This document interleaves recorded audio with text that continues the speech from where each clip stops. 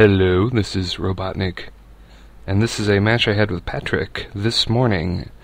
And I had a couple matches with Patrick, and both were incredibly frustrating, just because I have mental problems, or because I take this game entirely too seriously.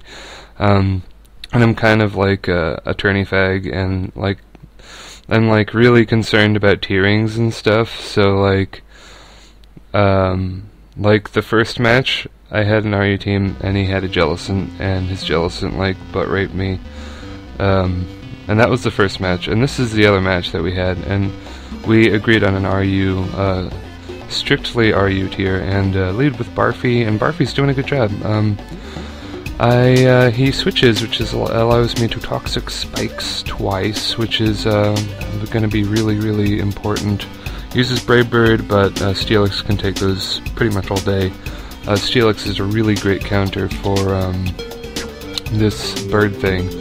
Luckily he switches out. I was really afraid he would taunt me, because that would make a lot of sense, because, what am I going to do? I'm going to use Stealth Rock. But I'm glad that he switched, because that allowed me to get my Stealth Rocks up. Predict a fighting move, but he predicts my switch like a frickin' pro, and crits me with Fire Punch to show me a lesson that he knows what's going on, and Hitmonchan is boss. Life Orb Hitmonchan performs well in every tier, maybe. Well, he's got Mach Punch, it's good. He might have Iron Fist ability, I don't know. I don't use Hitmonchan, but a lot of people seem to like him.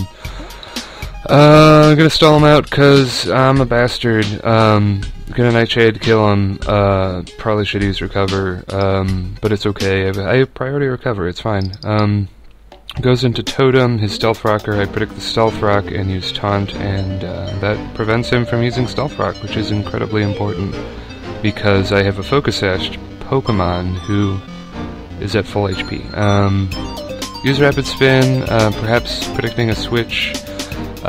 Because I don't know, we've played together a good number of times now, and he must have picked up on my playstyle by now, and I do like to switch every now and again, because that's what pro Pokemon players do. They switch constantly. It's switching the game, really, and that's why Stealth Rocks is so important.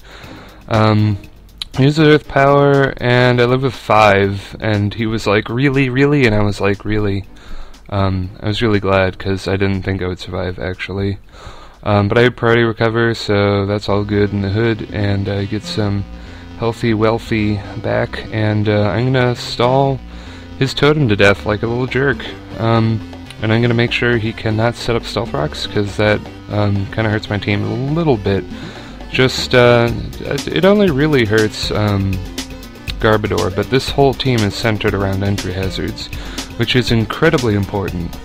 And I've realized recently that my teams have themes, they have really solid, definite themes. Like my Overused team, where I use Rotom Wash and Evilite Dusclops and stuff.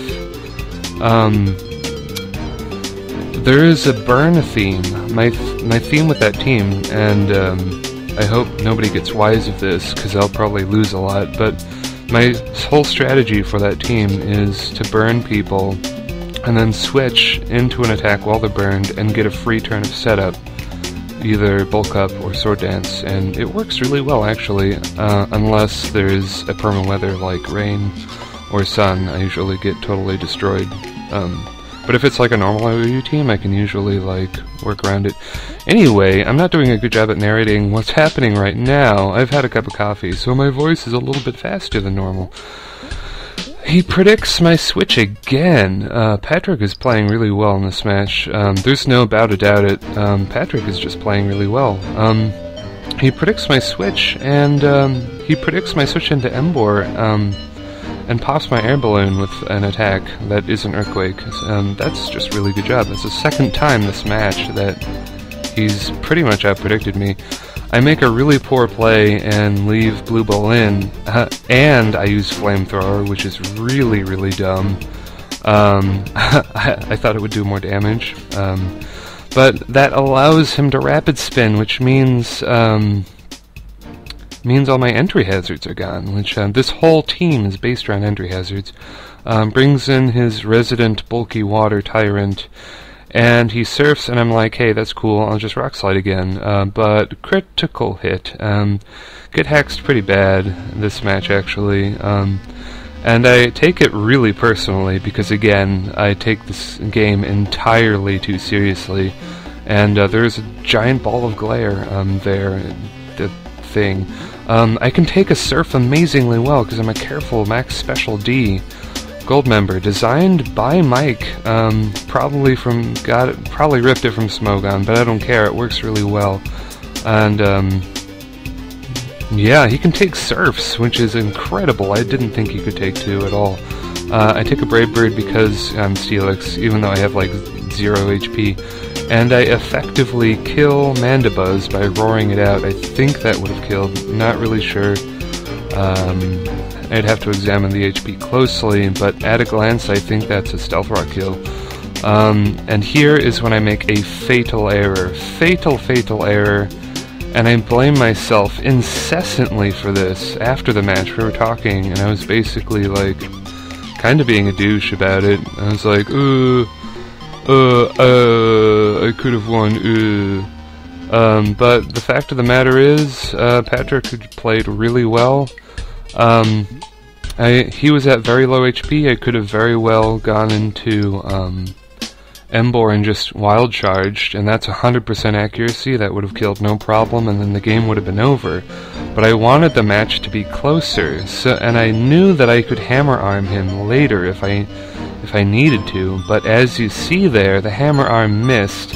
That's a second major hex, and that is going to cost me the game, YouTube, because he's just gonna like stall the ever-living fluff out of me, because this is a bulky Walrein, bulky, and what do I get? It's the Scald and Ice Beam.